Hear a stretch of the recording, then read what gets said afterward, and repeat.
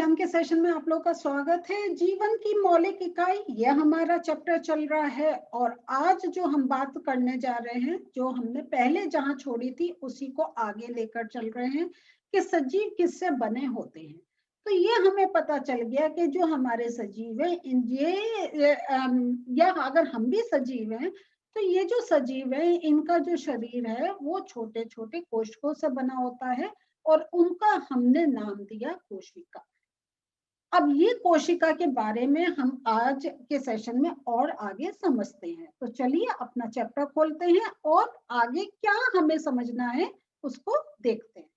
बच्चों, ये आज हम लोग पहले एक क्रियाकलाप के वे देखते हैं और इसमें हम लोग क्या करते हैं, प्याज का एक छोटा टुकड़ा लेकर हम उसको एक उसके अंदर की पतली परत निकाल के उसको माइक्रोस्कोप में देखेंगे। तो ये अभी मैं आपको नहीं करके दिखा सकती हूँ, तो आपका अगर आप किसी इंस्टीट्यूट में बैठे ही मेरा सेशन देख रहे हैं, आप क्लास में देख रहे हैं, तो अपने टीचर से जरूर कहिएगा। ये एक बहुत सिंपल एक्सपेरिमेंट है। तो इसमें हम क्या होता है, जो प्याज होता है उसके अंदर की एक झिल्ली को निकालकर उसको हम फिर माइक्रोस्कोप में देखते हैं। तो मैं पहले आपको दिखाना चाहती हूँ प्याज की झिल्ली। आपने देखते होंगे कि ये देखिए, ये प्याज है मेरे हाथ में, आपने देख रहे हैं। और इसको अगर मैं निकाल के दिखाऊं तो जब आप प्याज काटते होंगे, देखिए एक अंदर ये देख रहे हैं ना, एक ऐसे झिल्ली, ये देखिए मैं आपको दिखाने की कोशिश कर रही हूँ। जब आप प्याज काटते होंगे ऐसे अंदर से, जो अक्सर होता है जब हमारे हाथ में आती है, ये मैं डार्क बेस पे और दिखाना चाह रही हूँ आपको। ये तो हम जैसे प्याज काटते हैं, यहाँ पे देखिए, और मैं इसको थोड़ा फिंगर पे भी लेके आपको दिखाने की कोशिश कर रही हूँ। ये देखिए, ये हमारा इस टाइप से ये झिल्ली निकल कर आ जाती है। दिखाई दे रहा है आपको? तो इस पर हम लोग क्या करते हैं, आयोडीन का सॉल्यूशन लगा के एक स्लाइड पर रख के हम माइक्रोस्कोप के नीचे देखते हैं और इसमें भी हमें कुछ स्ट्रक्चर्स देखने को मिलते हैं। तो यहाँ ये जो पूरा आपका एक्सपेरिमेंट है, ये है कि किस प्रकार आप ये स्लाइड बना सकते हैं। तो ये क्योंकि अभी हम आपको वर्चुअल ये करके नहीं दिखा रहे हैं, मैं आपको थोड़ा पिक से समझाना चाहती हूँ कि ये हमने कैसे स्लाइड बनाते हैं। तो बच्चों, प्याज की झिल्ली बनाने के लिए क्या करते हैं, देखिए जैसा मैंने आपको अभी दिखाया था कि ये हम प्याज के ऐसा जो अंदर के पीसेस निकलते हैं वो है। तो यहाँ देखिए, ये प्याज है। तो जैसे हम इसके अंदर के देखिए ऐसे पीसेस निकाल सकते हैं, ये इस टाइप से आप देखिए पिक्चर में। फिर हमने एक ये लिया और जैसा मैंने आपको दिखाया था कि उसमें से फिर हम ऐसे एक झिल्ली निकाल लेते हैं। इसके बाद क्या होता है, ये देखिए, तो ये आप ऐसे हाथ से भी कर सकते हैं और अगर आपके साथ पास से फोर्सेप चिमटी है उससे भी आप निकाल सकते हैं। अब हम लोग क्या करते हैं, ये लिया, इसको हमने एक स्लाइड होती है उस पर रखते हैं और उसमें आयोडीन का सॉल्यूशन डालकर और फिर हम जब माइक्रोस्कोप में देखते हैं तो हमें ऐसा स्ट्रक्चर देखने को मिलता है। ये वैसा ही है जैसा मैंने आपको इससे पहले वाले सेशन में दिखाया था कि हमें छोटे छोटे प्रकोष्ठ देखने को मिलते हैं, है ना। तो हमने देखा कि प्लांट का जैसा ये है कि हमने कॉर्क में देखा था कि हमें छोटे छोटे प्रकोष्ठ मिल रहे थे। ऐसे जब हमने ये प्याज की झिल्ली ली हाथ में और इसको जब हमने देखा तब भी हमें ये प्रकोष्ठ देखने को मिले। तो ये पूरा एक बहुत सिंपल एक एक्सपेरिमेंट होता है और ये आप कहीं भी, आपका अगर माइक्रोस्कोप है तो आप घर से प्याज लाकर इसको कर सकते हैं। तो अगर आपके स्कूल में लेबोरेटरी आपको मिल रही है, एक्सेस है, आपको परमिशन है, तो अपने टीचर से रिक्वेस्ट करके ये एक्सपेरिमेंट जरूर करिएगा। तो मेन है, हमें ये ऐसे छोटे छोटे प्रकोष्ठ देखने को मिलते हैं। आगे चलते हैं और हमें क्या आज का डिस्कस करना है।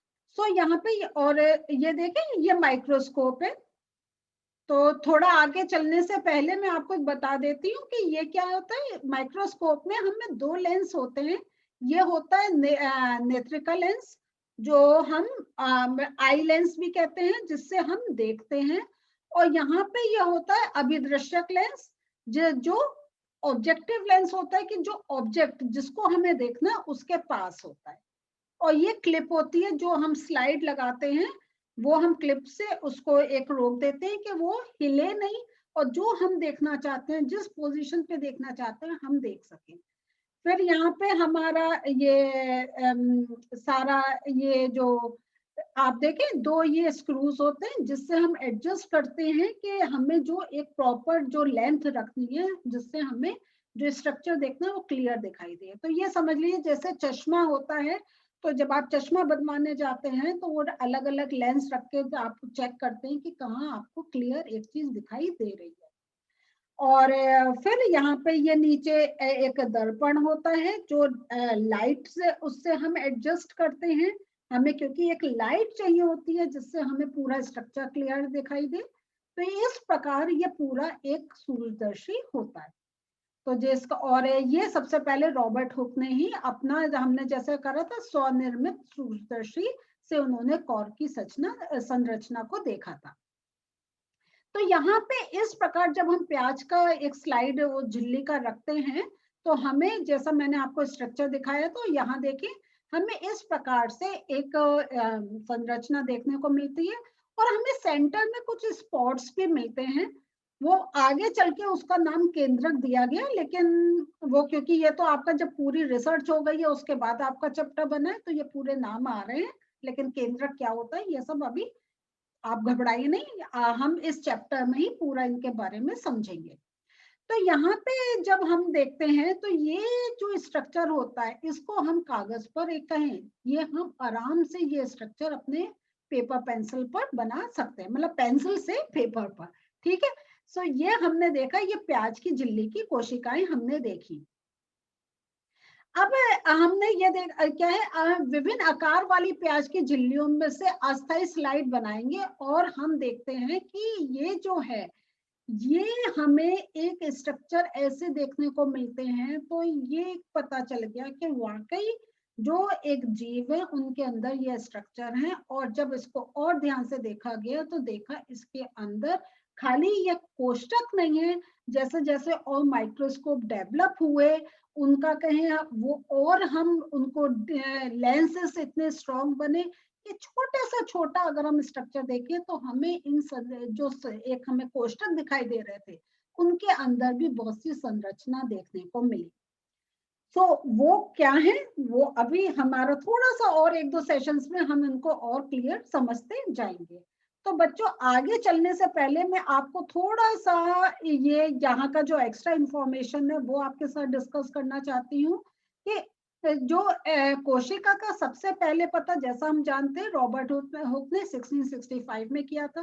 तो प्लीज रॉबर्ट हुक का नाम याद रखिएगा, क्योंकि कहें कि एक हमारा एक रिवॉल्यूशन आया कि जीवन के बारे में जानने के लिए। और उन्होंने उसने कोशिका को कॉर्क की पतली काट्स में अनगर सूर्यदर्शी की सहायता से देखा था।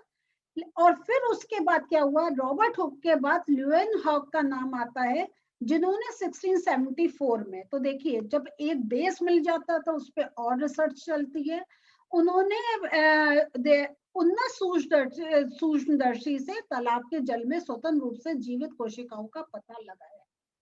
तो उन्होंने मीन्स ये, और जब एक माइक्रोस्कोप हमारा जो और ज्यादा सूक्ष्मदर्शी और डेवलप हो गया तो उन्होंने देखा जीवित कोशिकाओं का देखा, और वो उन्होंने जल में देखा था। और रॉबर्ट ब्राउन ने, देखिए नाम अलग अलग आते जा रहे हैं, यहाँ पे रॉबर्ट हुक है, फिर ल्यूएनहॉक है, फिर रॉबर्ट ब्राउन का नाम आ रहा है, जिन्होंने 1831 में कोशिका में केंद्रक का पता लगाया। तो जैसा मैं आप कह रही हूँ ना, ये हमने बहुत आगे की रिसर्च हो गई है तो आपको वो पिक्चर दिखा रहे हैं। तो उन्होंने, रॉबर्ट ब्राउन ने कोशिका में केंद्रक का, तो ये कभी कभी बच्चे कंफ्यूज हो जाते हैं और ये आपके क्वेश्चंस पूछे जाते हैं। रॉबर्ट हुक ने सूक्ष्मदर्शी और कॉर्क का पता करा था, लेकिन रॉबर्ट ब्राउन ने केंद्रक का पता करा, और जेई पुरोकंज ने 1839 में कोशिका में स्थित तरल जैविक पदार्थ का को जीव द्रव्य का नाम दिया था। तो देख रहे हैं ये अब आप समझ लीजिए कि जब हम कोशिका की बात कर रहे हैं उसके अंदर और बहुत चीजें हैं। तो जैसे जैसे हमारा एक माइक्रोस्कोप डेवलप होता चला गया, हमें उसके अंदर की चीजें पता चलती चली गई और हमें पता चला कि उनके जो कोशिका हैं इनके अंदर भी कुछ द्रव्य जैसी चीज है जिसका नाम दिया गया जीव द्रव्य। फिर दो जीव वैज्ञानिक आपके हो गए एम्सलीडन और टी स्वान, जिन्होंने 38 और 1839 ने में के अंदर उन्होंने कोशिका सिद्धांत के विषय में बताया। और इस सिद्धांत के अनुसार क्या था, सभी पौधे तथा जंतु कोशिकाएं से बने। तो देखिए, अगर मैं ये क्यों पढ़ा रही हूँ आपको, देखिए हमारा कोशिका के बारे में पता चला था 1665 में, और अब जाके पूरा कोशिका सिद्धांत और कि सभी जो पौधे तथा जंतु कोशिकाओं से बने, ये आया 1838 में। देखिए कितना पुरानी एक रिसर्च चल रही थी, जो अब जाके एक हमें उसका एक ठोस कुछ पता चला। और इसके अंदर क्या था, और वे जीवन की मूलभूत इकाई है।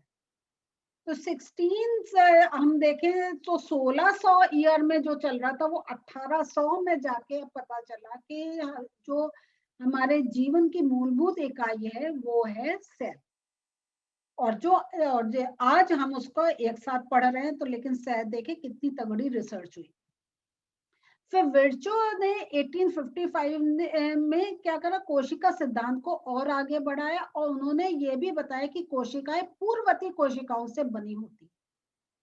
अब यही कॉन्सेप्ट में आपको जो नेक्स्ट सेशन होगा इसको और डिटेल में समझाऊंगी कि कोशिकाएं जो होती है पूर्ववर्ती कोशिकाओं में। और इसको ध्यान रखिएगा कि जहां हमने ये देखा था कि ल्यूएनहॉफ ने तालाब के जल में जीवित कोशिकाओं का पता करा था। तो ये क्या कोशिकाएं थी जीवित।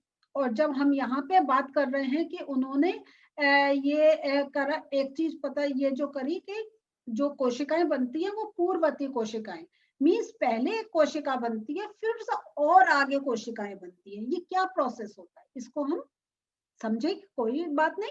हम जैसे रिसर्च इतने टाइम में हुई तो हम भी धीरे धीरे टॉपिक आगे बढ़ा रहे हैं। फिर 1940 में इलेक्ट्रॉन सूक्ष्मदर्शी की खोज के बाद कोशिका की जटिल संरचना तथा बहुत से उसके जो और अंदर अंगक है उनके बारे में समझना संभव हुआ। तो जो हमारा देखें जो 1600 से जो एक रिसर्च स्टार्ट हुई थी, वो 1940 में आके जब इलेक्ट्रॉनिक माइक्रोस्कोप जब बने हैं तो हमें उनके बारे में डिटेल में पता चला। और वही डिटेल आपका पूरा चैप्टर का सिलेबस है जिसको हम समझेंगे। सो बच्चों थोड़ा सा स्लाइड देखते हैं इस समय।